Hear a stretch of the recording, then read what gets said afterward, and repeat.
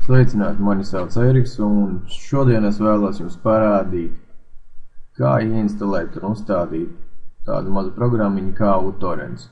uTorrents ir paredzēts, lai no interneta lapām, torrent lapām precīzāk, novilkt sev vajadzīgos materiālus, teiksim, filmas, mūziku vai kādus cits dažādus failus.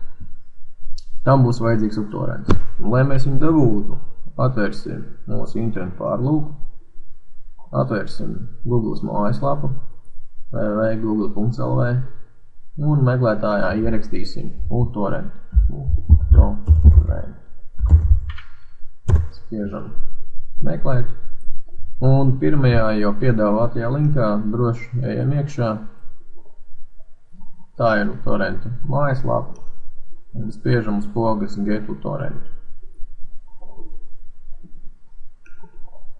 Izvēlamies bezmaksas variantu, jo mums pilnībā ar to pietiks. Spiežam download podziņas un vēlāk saglabājam mūsu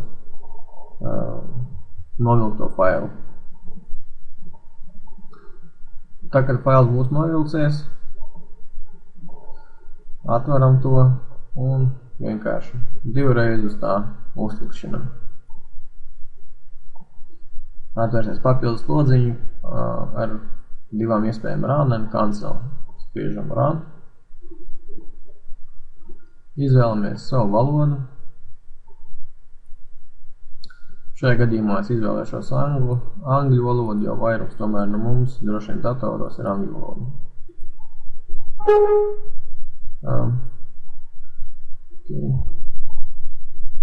Pārējos logus tagad droši varam aizvērt, viņi vairs nebūs vajadzīgi.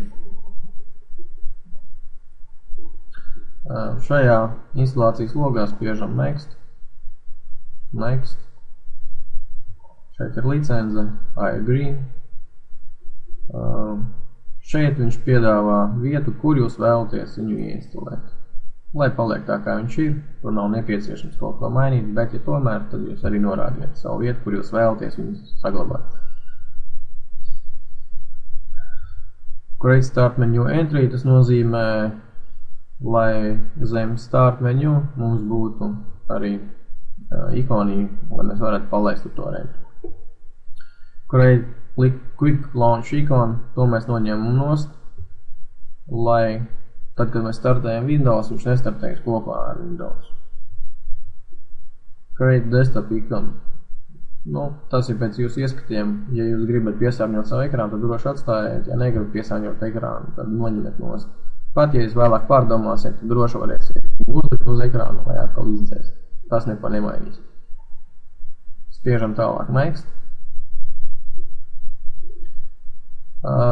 Šeit atstājam tā kā ir. Un šo te noņemam arī nost. Tālāk spiežam Next. Un spiežam Install.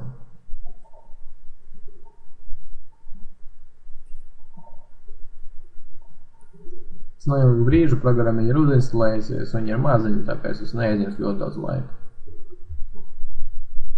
Tālāk, kas mums jāizdara, ir jānorada mapītes, kurā mapītē mēs vēlamies saglabāt savus lejupielādētos failus. Es jums iepateiktu iepriekš jau kādā citā diska partīcijā sagatavot mapīti, kurā jūs saglabāsiet šos failus. Tālāk spiežam uz šīs labajā augšējā stūrītī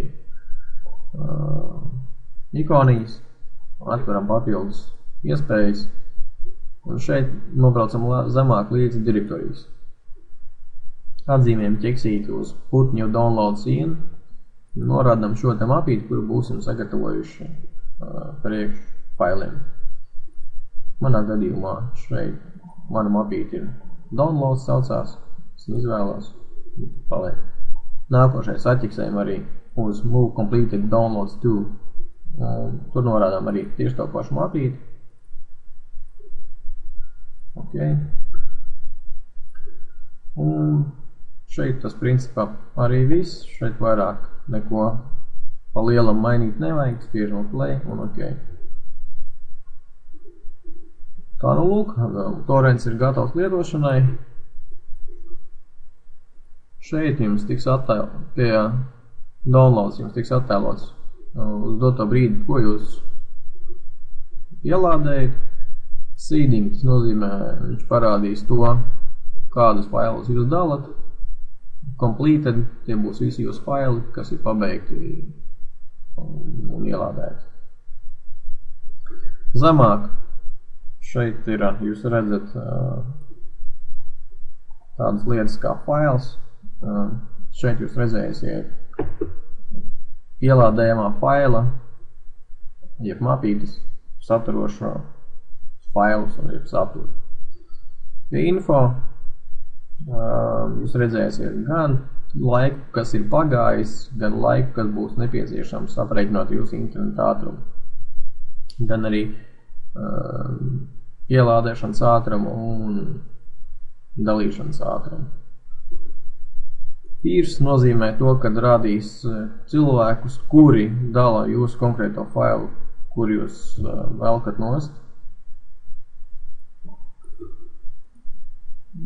Tālāk tie ir tādi sīkumi, kas mazāk vairs būtiski. Cerams, ka jums palīdzēja. Paldies par uzmanību!